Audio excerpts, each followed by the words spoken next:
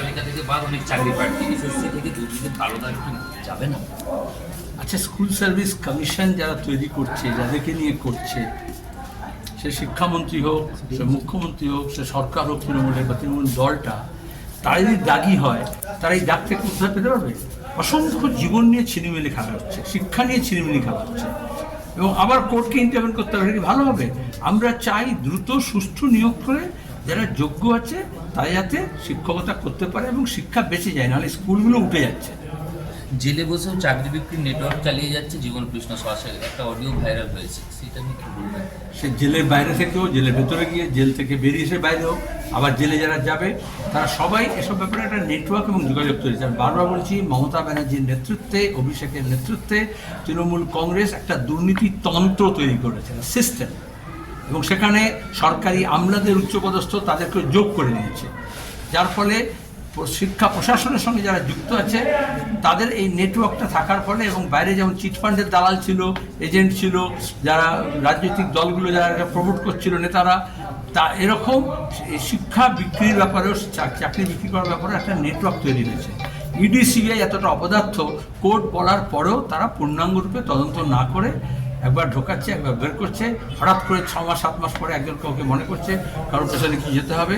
এটা যেহেতু এই নিয়োগ দুর্নীতি, এটা হচ্ছে শিখেছেন আরএসএসের কাছ থেকে। মধ্যপ্রদেশে ব্যাপক কাণ্ড প্রথমে হয়েছিল আরএসএসের নেতৃত্বে বিজেপি সরকার আমলে, তারপর থেকে উত্তরপ্রদেশে, মধ্যপ্রদেশ থেকে ক্রমাগত আমাদের রাজ্য, মমতা ব্যানার্জি তৃণমূল কংগ্রেস করে যখন বিজেপির সঙ্গে গেলেন, সেখান থেকে ট্রেনিং নিয়ে এসছেন যে কীভাবে এই কাঁচামাল পাচার করতে হয়, র মেটেরিয়ালস, কীভাবে খনিজ সম্পদ, বালি, এগুলো পাচার করতে হয়, কয়লা পাচার করতে হয়, এবং তার সঙ্গে তারা ইন্টারন্যাশনাল স্মাগলিং গ্যাংকে কীভাবে প্রমোট করতে হয়, এবং চাকরি বিক্রি বিলি করতে হয়।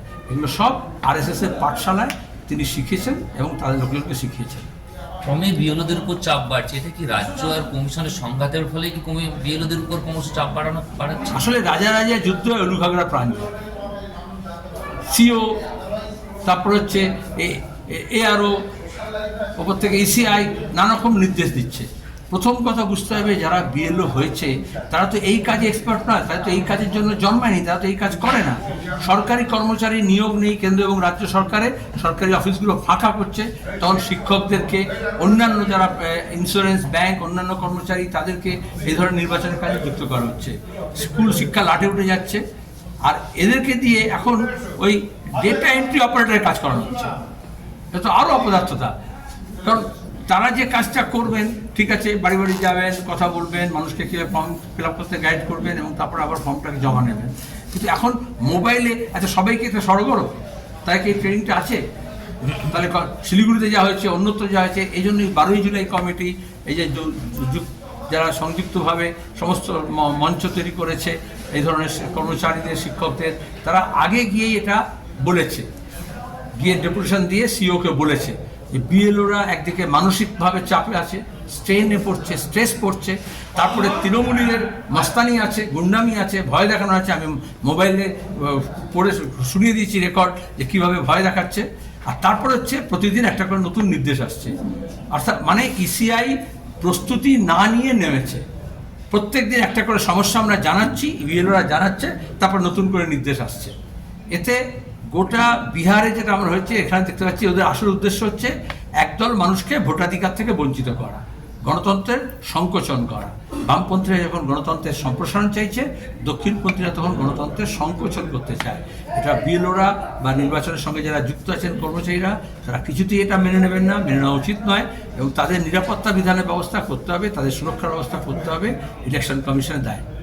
কল্যাণ বন্দ্যোপাধ্যায় এবং রাজ্যপাল সংঘাত চলবে, একদিন কল্যাণ বন্দ্যোপাধ্যায়, ওইসব নাটকের কথা আমি শুনি না।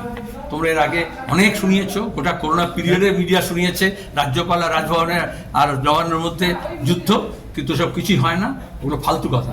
এবং তারপরে গিয়ে দার্জিলিংয়ে বৈঠক করে আরএসএসের নির্দেশে আসামের মুখ্যমন্ত্রী, যে এখন রবীন্দ্রনাথকে গালাগাল দিচ্ছে, সোনার বাংলা গাইলে বলে বিদেশি বলছে, আর মমতা ব্যানার্জি একসঙ্গে বসে ভাইস প্রেসিডেন্ট ঠিক করেছেন রাজ্যপালকে।